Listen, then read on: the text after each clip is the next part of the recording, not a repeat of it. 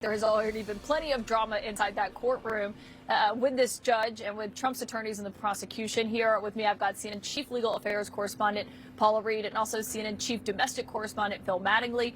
And Paula, ostensibly, this was about whether or not Trump violated the gag order, but it was actually deeply revealing and potentially problematic for Trump's attorney, who just really put himself on bad footing with the judge on really what is just day 2 of this trial. It was a disaster for the defense. I know in speaking with them, they went in with a very well thought out plan. Now, it wasn't necessarily going to win on the merits, but they were going to argue about what they see as the unconstitutional nature of this gag order, the unilateral aspect of Michael Cohen being able to attack Trump, but Trump can't attack him back.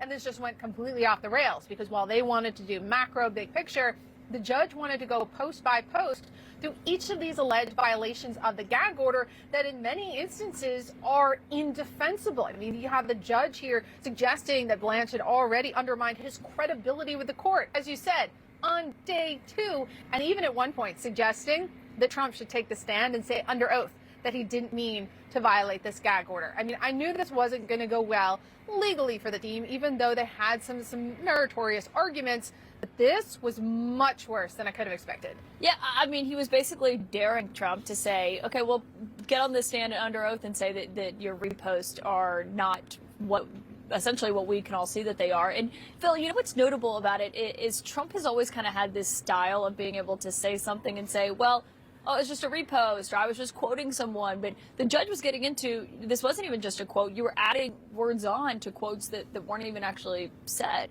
Yes, and his lawyers actually had to answer for that and eventually acknowledge it to the point where they actually had to bring out a laptop at their table and show the tweets or posts or truths in question to verify, yes, actually, Judge, you're right about what you're talking about. I think you make such a great point because you guys have so often broken down the complexity of being Trump's lawyer behind the scenes, but we haven't really seen it be totally laid bare in the courtroom in front of a judge. And point after point after point from our intrepid reporters who are in the room about all of the different ways that Todd Blanche got crosswise with Judge Merchan, all the different ways he could not answer questions, all the different ways he was challenged about his answers, and it was made very clear by Judge Merchan that the answers were not fulsome enough, did not actually answer the questions at all, and put him in a really bad position. And to Paul's point, it's day 2. The first witness is still coming back in the next couple of minutes. He hasn't even taken the stand yet yes. today. Yeah. Could come sooner than we expected if he keeps this up. I also want to talk about who Todd Blanche is, right? He is in really the top tier of Trump lawyers. This is not someone who came to court today to score political points or antagonize the judge and then stand outside and antagonize the judge some more. This is a serious lawyer who knows that he is representing the former president in a historic case. Now, yes, they absolutely file some arguments that we know are just not going to win, but this is also part of aggressive advocacy of your client. But today, that really blew up in his face. Also, yeah. I mean, I think one of the questions coming out of this is if you're the serious lawyer, and there's no question about Todd Blanche's resume or what he brings to the table here, and you're arguing whether or not retweets equal endorsements. There was an actual back and forth, whether or not a repost or retruth or whatever it's called actually means the president is behind it, with Merchan making very clear that takes action. You actually have to hit buttons to be able to repost. And if you're Todd Blanche, you're sitting there arguing whether or not your client actually meant or took action by retruthing something. That's where they're at right now. And how do you feel if you're at that point at this stage in the trial already? All right, Kaylin, thanks so much. Appreciate it. My panel's here with me, and just the latest update from inside the courtroom.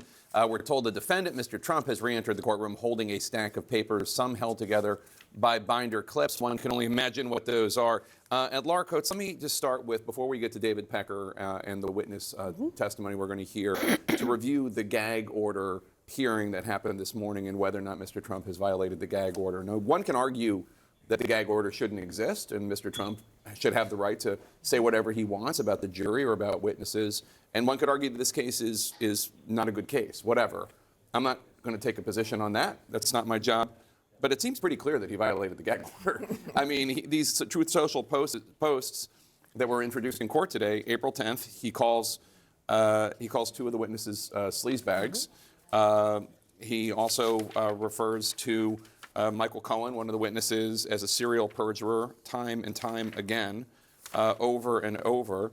He misquotes a Fox News host who said, quote, they are catching undercover liberal activists lying to the judge in order to get on the Trump jury. Apparently, Jesse Waters never said in order to get on the Trump jury. Either way, that's going after the jury. And then last night on a channel called Real America's Voices, Mr. Trump said this. That jury was picked so fast, 95% Democrats. The area is mostly all Democrat. You think of it as just a purely Democrat area. It's a very unfair situation, that I can tell you. Now, we don't know the political affiliation of members of the jury, so his saying that 95% of them are Democrats is not necessarily true or based in fact in any way. But again, he's talking about the jury, and he's been told by the court, you're not supposed to talk about the jury.